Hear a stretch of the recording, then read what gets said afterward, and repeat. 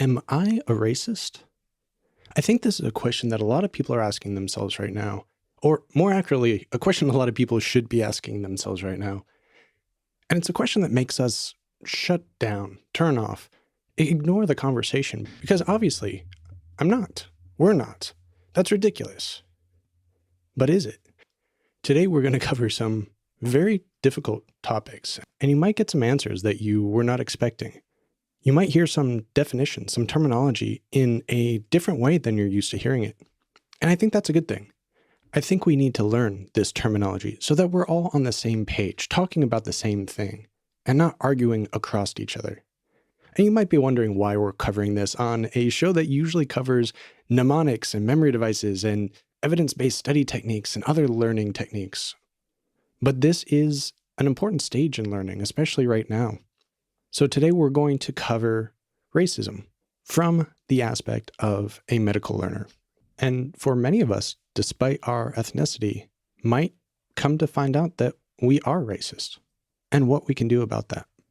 I think it goes without saying that this episode's topics and conversations are going to reflect the host and the guest's opinions only. They do not reflect any editors, publishers, or any other members that might be associated with this podcast. I do hope you'll take away some very important points, and I hope that we can continue to grow as a society.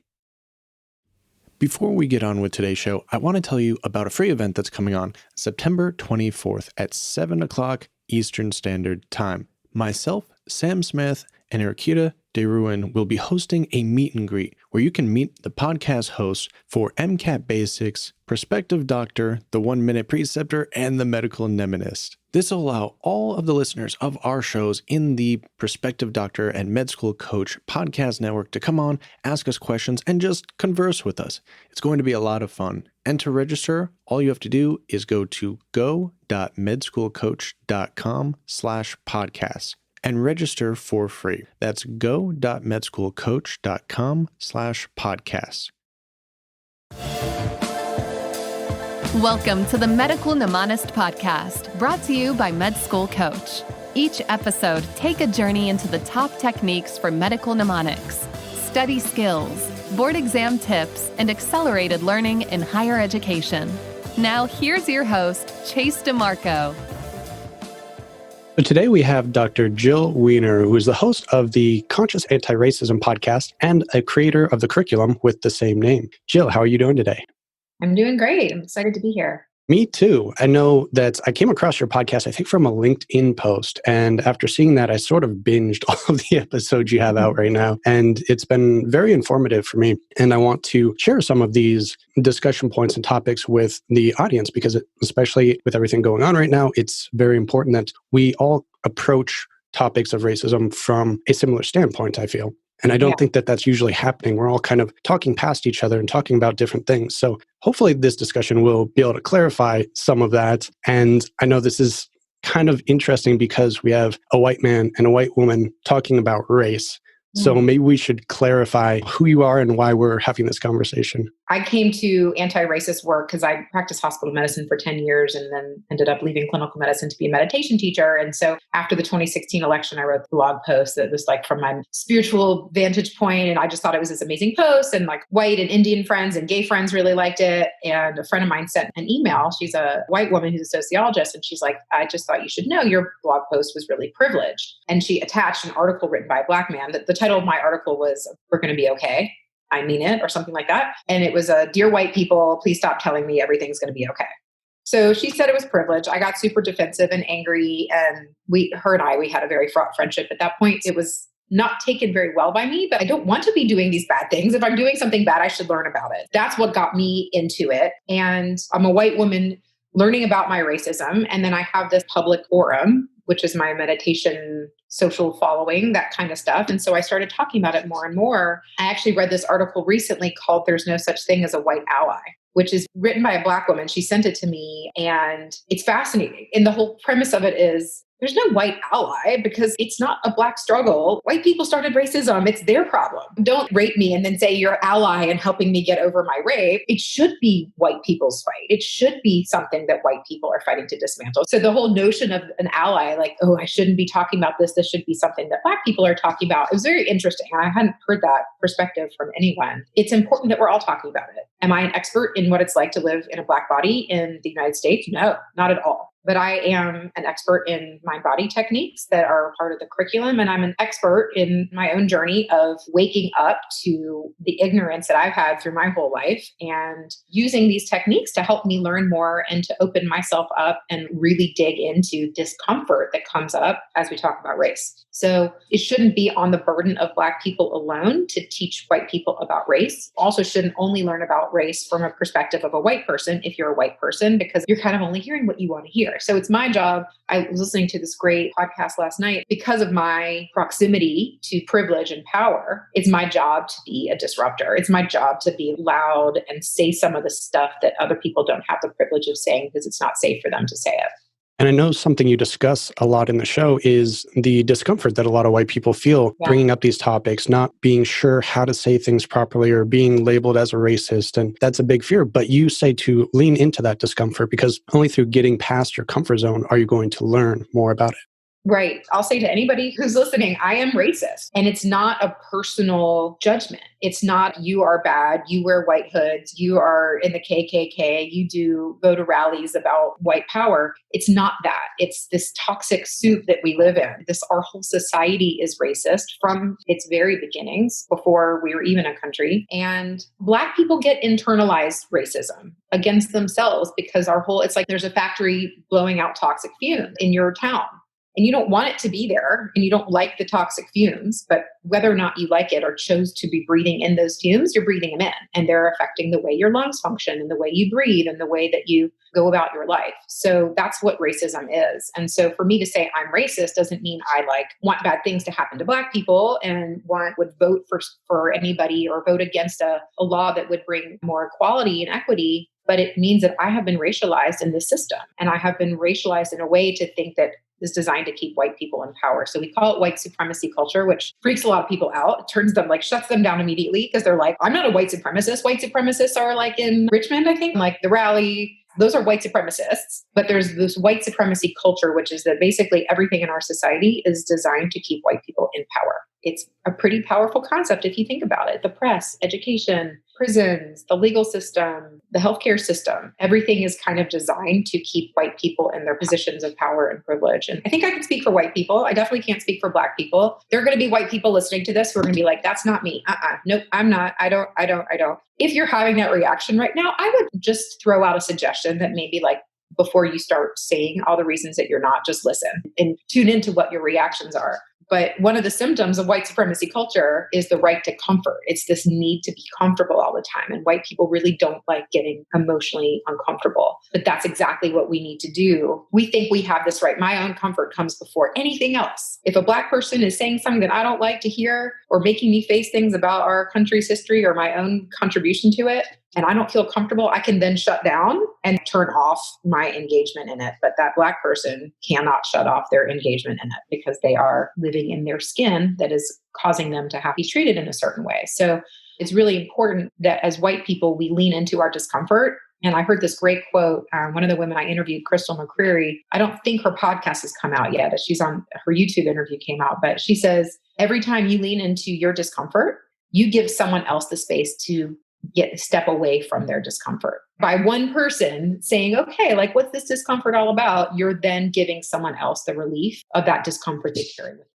And it seems like if your initial reaction is to say, nope, that's not me, that's more of a defense mechanism than you being honest with yourself. And if you are displaying this defense mechanism, you might want to investigate why that is. And I know you've interviewed so many great physicians and epidemiologists and other people on your show so far. And there's an allegory by, I think it was Kamara Jones, that really stuck with me there. It was the allegory of the closed sign. And I'm not going to be as eloquent as she was, but the basis of it for the audience was if you see only one sign or one side of the sign. It's the open sign. It's one that you flip open and closed. And you've only ever seen that open sign. You don't understand what that closed sign means. You don't understand how it affects you, what it restricts you from. And that's kind of an allegory to display white people in America, especially only seeing the open side of that sign, not really even knowing that that closed sign is there. So how are you going to understand what it means? Exactly. Like it's the way we as white people are in the world is so very different. The way we're allowed to, the freedoms that we have of just existing are completely different. And until you recognize that on the opposite side of the open sign, there's a close, and that's what everyone else is seeing, until you see that, you just think that that's the way life is for everybody. No, I initially wanted to break into this a little slower. I was talking to you beforehand about mentioning weights and heights and how being a different weight or height has a great effect on how people perceive you in this country. And this audience is probably smart enough to understand what we're discussing here and hopefully are not tuning out just by hearing a few terms that they might not be comfortable with, not be familiar with. I think it might be also important that we maybe clarify a few terms for the audience because you hear things like white privilege, white gaze, white fragility. Even the term Black Lives Matter can be a trigger for some people because they take away a certain meaning from the words themselves as opposed to the context of the movement in total. So how can we clarify some of these terms for the audience so we can all speak the same language and understand that when we're talking about something, we're talking about the same thing? Yeah. I mean, I just go one by one through the terms that you just talked about. We already talked about white supremacy culture and how it's not what we think of as it. I would never call myself a white supremacist, but I absolutely benefit from and play a role in white supremacy culture. So, and I think it's helpful for people. Like it was helpful for me to be like, oh, everyone's racist. Like it's not a personal judgment. It's just what do you choose to do with it is maybe the personal judgment, but recognizing like all in this toxic fume soup together. Black people can be racist because they are internalizing their own stuff and they taught to distrust their own community, or there's like, oh, well, at least I'm not an immigrant, or at least I'm from Jamaica. I'm not like African Americans. I mean, there's all this crazy stuff that this is all white supremacy culture getting its hooks into us. So I think white privilege can be thought of as the people who see the open sign everywhere. Like you were quoting from Dr. Jones, the ability to go through your life and not have to think about race, about the way your skin looks. I'll share this story. It horrifies me to even think about it, but I got pulled over in 2014, the summer of like all the police really first started to come out.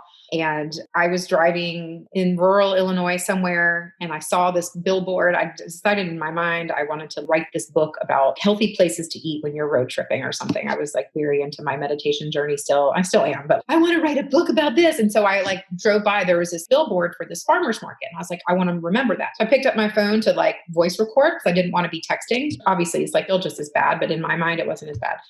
The second I do that, and I never touch my phone when I'm driving, I got pulled over by a white police officer. And he was like, blah, blah, blah, give me your license, registration.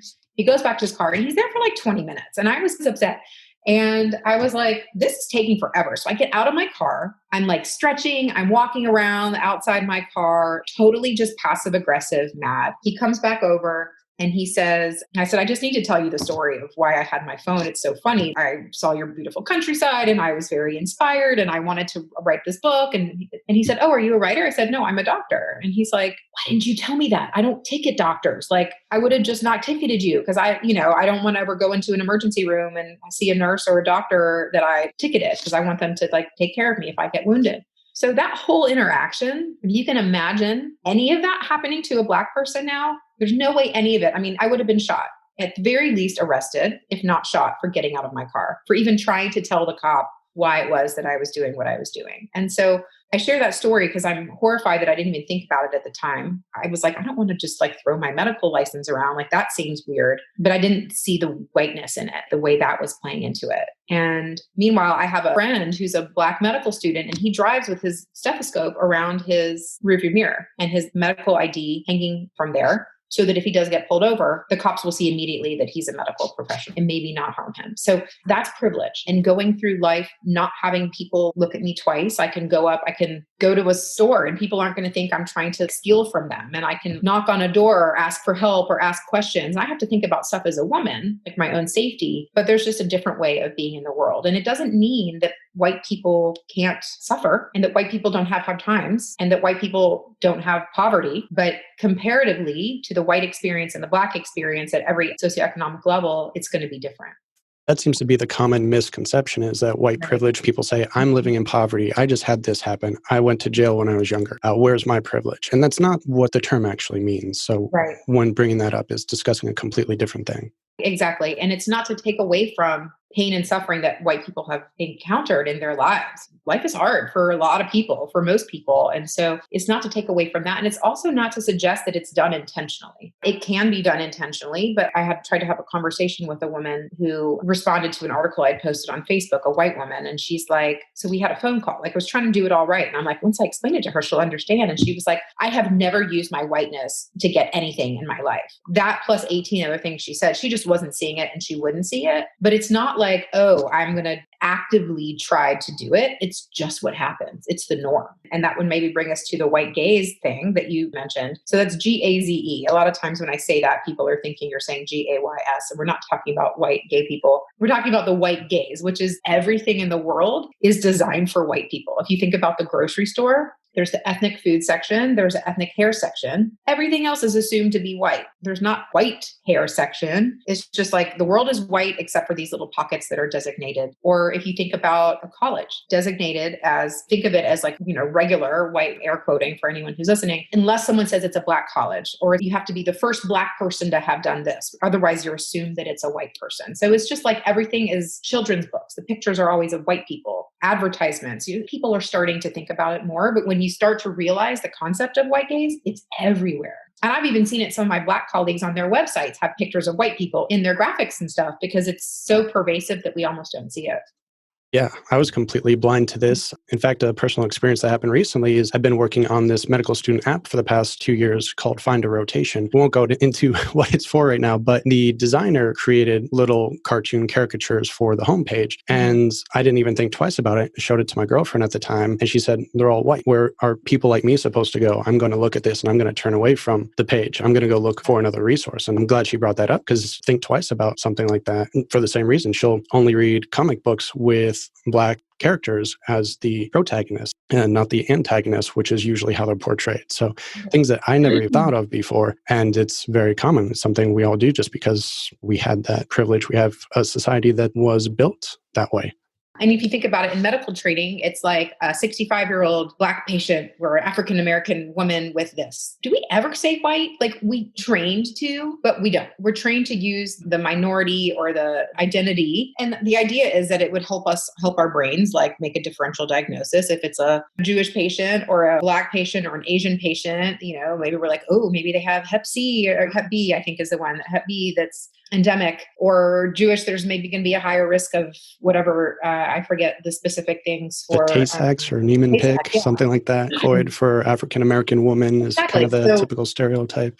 So it's like, I think designed with good intentions, but we don't do it. We don't say what the race is or the ethnicity is for everybody. Very few people do. And that's white gaze. It's like you assume someone is white or something is for white people unless it's specified others. And a story also that really illustrated it for me right after the 2016 election, there was that beautiful picture of Obama, that it was a painting that was done of him kind of looking to the side and is like maybe it said like hope. That same artist did a bunch of other women. I think it was right around the time of the Women's March. There was like a Muslim woman and a Black woman. And it's like the different faces of what it's like to be a woman. And I remember looking at that being like, I don't see myself there. Like, I don't have one to pick to put on my Facebook profile.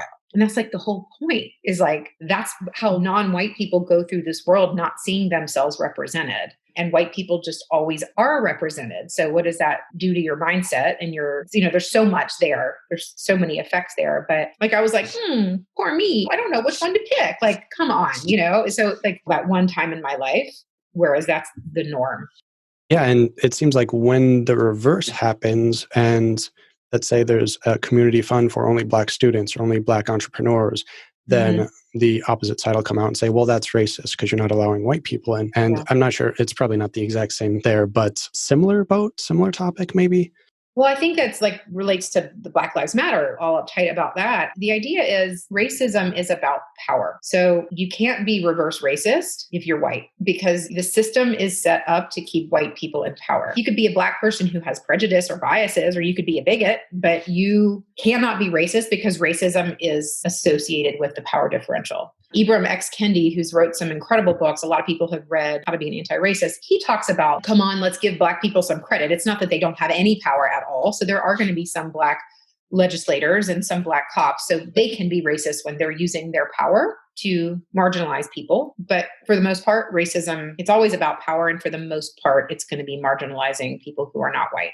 It's important to have space as a minority. It's important to have that space away from the constant toxicity of white culture, of the white gaze. So a club that's Blacks only is different from a club that would be whites only because whites are everywhere and whites have access to everything. I think probably the idea would be having Black space we don't want everyone to be like homogenized. We want to enjoy the differences in everyone's culture. The idea is not to assimilate, for Black people to assimilate and become more white. The idea is for all of us to appreciate differences in Black culture and Latinx culture and different religions and different countries, different ethnicities. So these individual spaces are very important. The same way women are going to want spaces that are just women. I have a retreat that I do every year called the Transform Mastery Retreat for Women Physicians. It's really important to the women that come that it's only women physicians and not other women in healthcare because they need a space to be able to be like their own most vulnerable selves. And then if you're existing in a world that doesn't allow you to be that most vulnerable self out in the open, you need a space to do that. You need a safe container for that. So that doesn't quite get to Black Lives Matter yet, which we can get to, but any comments on that?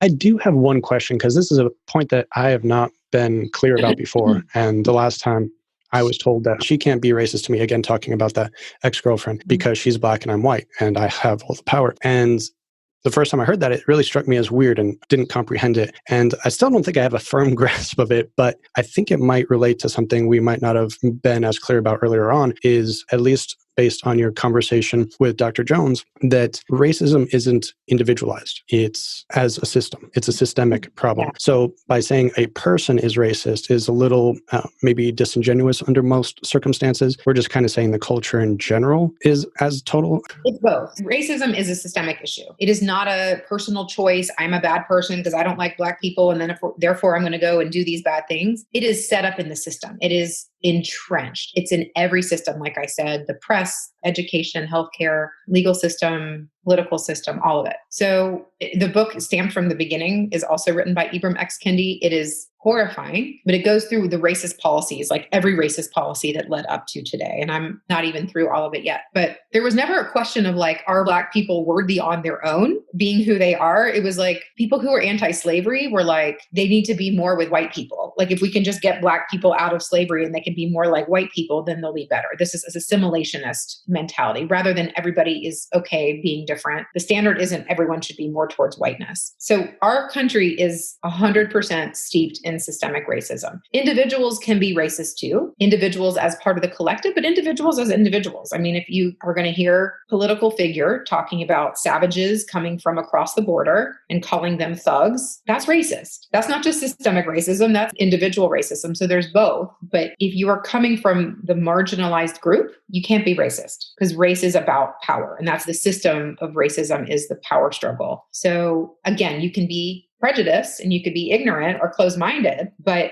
the individual who's part of an oppressed group is not going to be racist. They might be racist they have internalized racism a lot of times, internalized oppression that a lot of my Black friends and people I've interviewed have shared with me, but that's not towards white people. That's an internal thing, which is so sad and also very interesting to see how this white supremacy stuff, it affects even people who aren't white. Okay. I know we are going to talk about whataboutisms a little bit more, but I just want to toss this one out because it seems relevant to what we're talking about right now. And that would be maybe the situation, I've heard this before, where someone will say, well, President Obama had the power then compared to me. So does that mean he can or can't be racist if the power dynamic for an individual is different? Or is it still really coming down to the systemic total cultural power?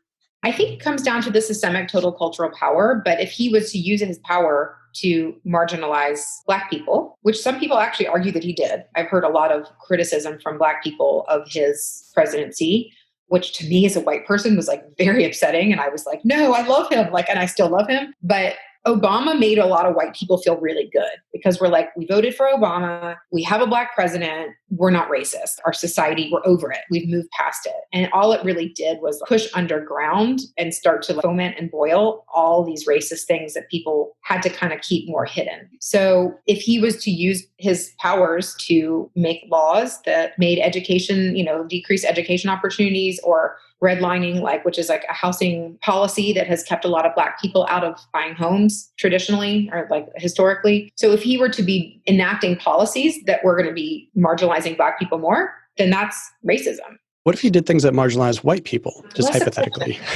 That's the question. Can you marginalize white people? That's a big question because there's this idea that if we say that Black lives matter means that we're saying that white lives don't matter, or we're saying that blue lives don't matter. And the thing is, this country, since it was 1619, I think was the first slave ship that came here. Since then, this country has enslaved, imprisoned, passed laws against, disenfranchised, lynched in various ways Black people. And so for us to then start to say, oh, wait, so it has shown in countless ways that Black lives don't actually matter. To now say that they do matter isn't to say that other lives, I don't think Black people, I can't speak, I'm not going to speak for Black people.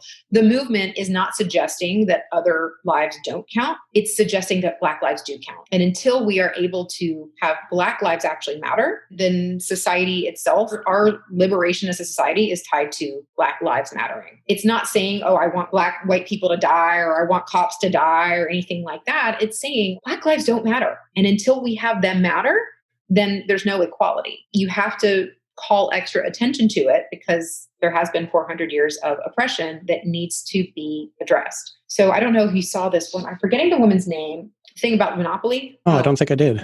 Raw, beautiful. It was during the riots after George Floyd. And she was like, if you think about a Monopoly game, the way it's been for 400 years is first, Black people were forced to play and not get paid. They weren't able to earn money because they were slaves. So they weren't getting paid for their labor. And then they were able to get paid for their labor. And then things like Tulsa happen where cities are ransacked and burned because Black people are doing too well. They're getting too much power, or it's taking away voting rights or imprisoning people so that they unequal criteria, cash bail systems, all these things that are systemically racist policies against Black people. And now you want us to play. And meanwhile, white people have been saving money. They've been buying homes. They've been passing stuff on to their kids. They've been accruing wealth. And then now you want Black people to come to the Monopoly game and be like, just play like the rest of us play. But there's been these 400 years of systemic injustices intentionally perpetrated against Black people. So I think we have to remember that for affirmative action and creating programs that are going to help Black businesses get equity and to get loans, it's because for 400 years, they were either not allowed to get loans, they were not getting paid, they were not allowed to own businesses. If they did get businesses, they were sabotaged in all these different ways. You can't expect someone to just show up and all of a sudden be playing by the same rules as all the white people who have had all of this power for all this time. Does that help clarify things a little bit? I think so. And continuing with that analogy with Monopoly, by the time they're able to gain sufficient resources, a lot of the properties for Monopoly or a lot of the opportunities were already taken. And it's going to take longer to build that up. And I guess that's where a lot of the discussions about generational wealth come in as well. Yeah, exactly. I'm much more of an expert on dealing with your own discomfort and stuff, but I do think it's important for us. So if I've gotten any of this wrong, please feel free to correct me, as long as you're someone who's educated in these things and not spewing more racist policies or beliefs. But I think that some people say, oh, white men just can't get a job. White men are just discriminated against now in the workplace because no. White men have been unfairly privileged for 400 years, and making things equal does not mean that they're being discriminated against. They're just being treated as maybe, hopefully one day, equal or equitable. You can't get equality without letting go of some of your privilege and power. And just because you've had it for 400 years illegally, unfairly, doesn't mean that you earned it or that you deserve it. I know it's a little scandalous, a little controversial what I'm saying, but it doesn't mean you haven't worked hard. And it doesn't mean you haven't, but it's a very white thing to say, I've worked hard and earned everything that I got. I haven't used any of my privilege. I work hard and deserve all of this. That's a very white thing to say and believe. It's definitely something you're going to hear a lot because people don't want it to take away from their accomplishments that they have worked hard from. And they feel like I'm assuming some of them feel like it's unjustly biased against them to say certain things or for certain changes to happen now, even though in reality, it is probably just evening out the field a little bit. And we've discussed a couple whataboutisms periodically here, but there are so many we could discuss. And another one I've seen in the past is like, why is it Black Lives Matter? Why don't you see people with like Hispanic Lives Matter, or Native American Lives Matter, or anything else like that? What is it about the meaning here or the culture here that is different from others? And I don't actually know enough about any of these movements to have an answer for this. So I'm wondering if you might have some insights to share. Sure. I mean, I can do my best with it. I think that BIPOC, the term BIPOC is Black and Indigenous people of color. There's like white people, there's BIPOC, and then there's other people of color. There's Latinx people, and there's Asian people, and people from the Middle East, people in this country who are not white, but they're also not Black and Indigenous. The reason that Black and Indigenous is separated is because Black people were brought here as slaves, kept for generations and generations. And then after slavery ended, there was basically this whole other slavery that happened. It was legal slavery after slavery was officially ended, Jim Crow laws, all of these things, that going on, plus police brutality against Black people. Indigenous people, it was genocide. I mean, we came here as settlers or colonizers and killed off all these people. So I think from what I've read, it's sort of like these are the two most marginalized, oppressed groups. And I think Black Lives Matters, they also agree conceptually that every life in this world matters, but they are having to fight for their own lives, specifying Black Lives Matters because historically and currently their lives have been shown to not matter. Like Latinx lives matter. I don't know specifically why, except I don't think there's the same level of police brutality. There might be, but it's certainly at least not being publicized as much. And I don't know as much about that community. So I don't want to say anything that would be misleading, but you're going to see Black people are kind of like the most oppressed in this country. And by fighting for equality and equity in that community, then you're going to see equity for everybody else as well. Got it. Yeah, just not familiar enough with the crime stats or the different cultural aspects either. So if anyone listening to this does know more about it, I'd be happy to hear from you as well. And of course, in an educated manner, not divisive. Right. And there's like trans lives matter. I think that's the thing because the trans community, particularly the Black trans community, has been even more. It's like there's this thing called intersectionality, which is all the different identities that you bring. I'm a woman, I'm white, your religion and where you're from and all these things, those all tie in together. They intersect. So Black trans folks have been traditionally even more oppressed and have also been these like incredible pioneers fighting for equality that have done so much groundbreaking work and get overlooked and get even more mistreated in society. So I believe I've heard Trans Lives Matter, and that does make a lot of sense to me. Yeah, I have heard that one as well. So there are some other groups, maybe even more than we've heard of, just not as popularized right now in the media, but actually kind of want to look into that a little more after this interview and see. Have you been thinking about one-on-one training and tutoring at a reasonable price? Well, Prospective Doctor is now sponsoring a limited number of free sessions with me each month. To register, you can go to prospectivedoctor.com/chase and register for a free 30-minute coaching session. If you decide that you want to use their MCAT or USMLE tutoring services, you can now use the code CHASE10 to receive 10% off of your first $400 spent. Just enter CHASE10 and get your discount now. Okay, so now we have a strong basis for what racism really means in the aspect of our discussion, what some of the terminology means, white privilege, white gaze, white supremacy culture. I guess the next thing really to discuss would be how to combat some of this. What are things that people can do? What are actionable steps? Because I think I even heard this on one of your interviews, that the administration of a certain organization was afraid to portray information too strongly towards another race for fear that it would scare away the white administration from getting on board. So it's kind of a balancing act for certain situations where you can only promote so much advocacy for change before you start scaring someone else away.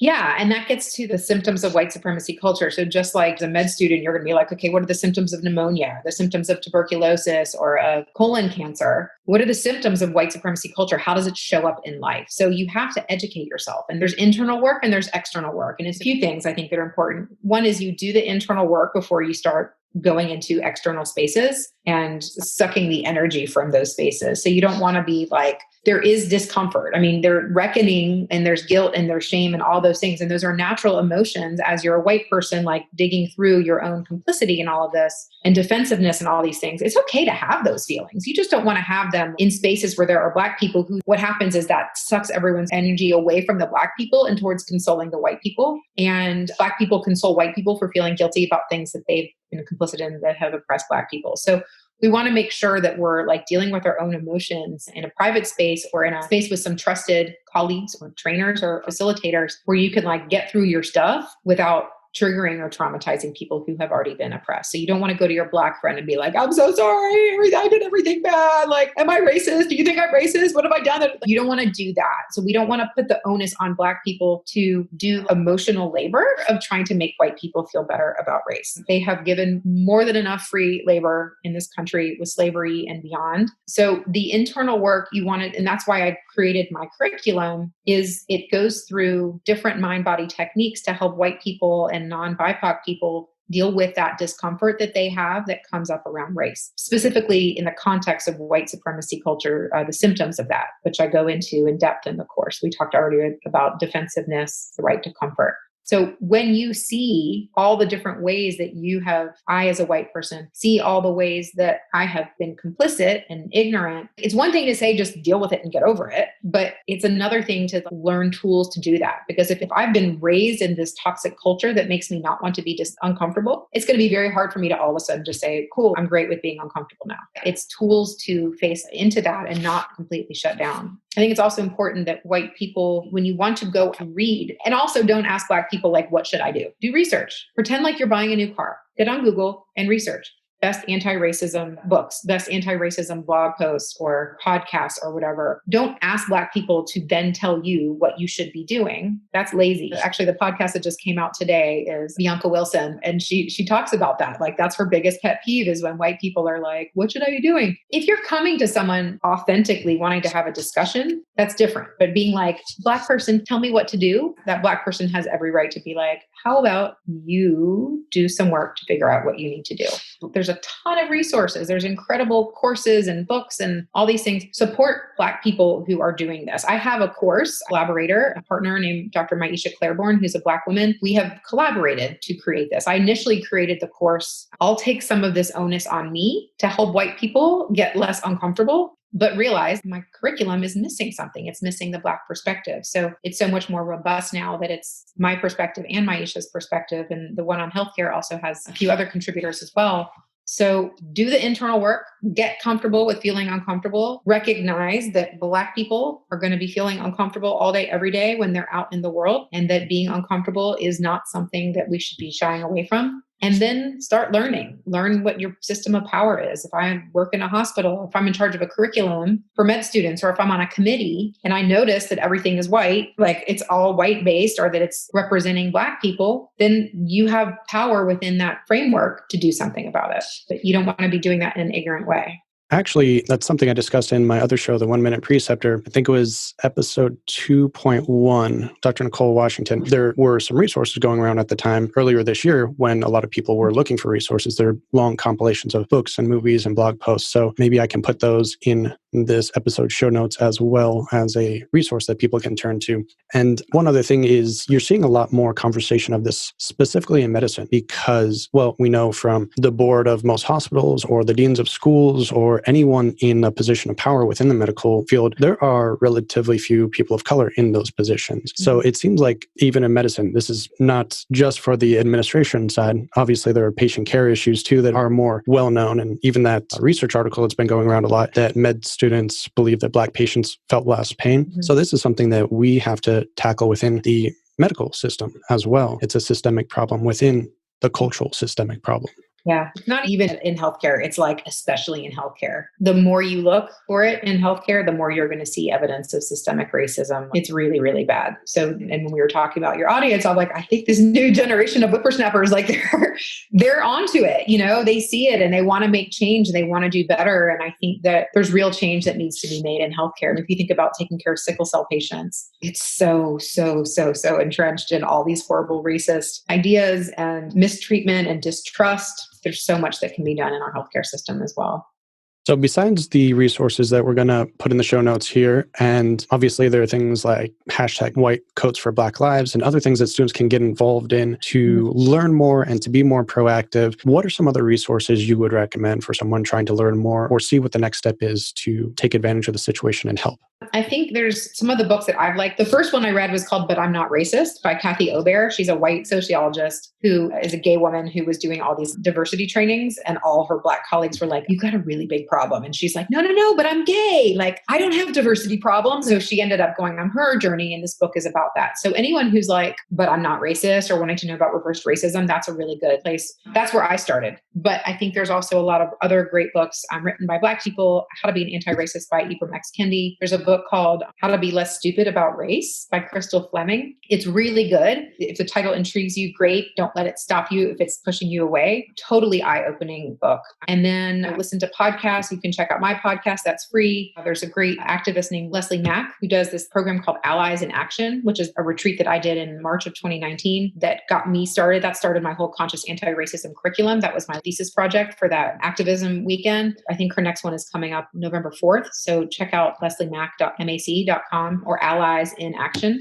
Showing Up for Racial Justice is a website that they have organized branches all over the country in different cities. And so that's a great place you can get involved. You could reach out to your diversity and inclusion officer at your hospital or your med school where you work, because there usually is someone in that role, typically someone who's Black and typically someone who is often not paid extra for that, but just kind of expected to be doing that work. So you can ask if there's like projects or studies that you can work on. I have 2 versions of the course. One is for healthcare, so you are welcome to check that out as well. I think it's great, obviously, but there's so many other resources out there. It's just a matter of getting started. And then for those that want to find out more about your curriculum or your podcast, where can they find your materials? If you go to jillwener.com, so JILLWENER.com, there's a section there under anti-racism. They can find the podcast there. And the podcast is just Conscious Anti-Racism. So you can find it on podcast hosting forum. And the course is called Conscious Anti-Racism for Healthcare. That's something you can do as well. It's self-paced. It's online. The link for that is going to be on the website. But I think I gave that to you as well. Yes, I do have those, and they will be in the show notes as well. Well, Dr. Jill Wener, I want to thank you so much for coming on and discussing a very difficult topic, a very uncomfortable topic. Hopefully we got the audience a little uncomfortable, and hopefully they took away as much useful information as I have. So I want to thank you so much for coming on the show. You're welcome. It's been a pleasure. And I think it's important. It absolutely belongs on a medical podcast where there's a lot of med students. And the more we're learning about it and facing it, the better off our society is going to be, and our patients are going to be, and our colleagues are going to be. So thanks for inviting me and being a fan of the podcast. Don't go anywhere just yet. I have one more thing to mention. Luckily, Dr. Jill Wener was kind enough to give us a student discount for her class, her curriculum on anti-racism, which normally priced at over $500. We can now use the code MMP150, which will drop the price down to $150. This is a student-only discount. We are on the honor system here, so please do not use this code if you're not a student. Otherwise, the code might be taken away for other students desiring to take this course, but not in the financial position to pay the full price. Again, go to jillwener.com and type in the code MMP for the Medical Nemonist Podcast, 150, and get your discounted price on the anti-racism curriculum. If you haven't kept up with the latest episodes of the 1 Minute Preceptor, go subscribe now. It's full of useful clinical education facts, preparation advice, and news updates from leaders in clinical medicine. So find the 1 Minute Preceptor on your podcast of choice. The Medical Mnemonist podcast is powered by Med School Coach. To access Med School Coach services, including USMLE tutoring and residency admissions advising, visit our website at medschoolcoach.com. Good luck as you prepare for your board exams, and we hope you tune in again next time.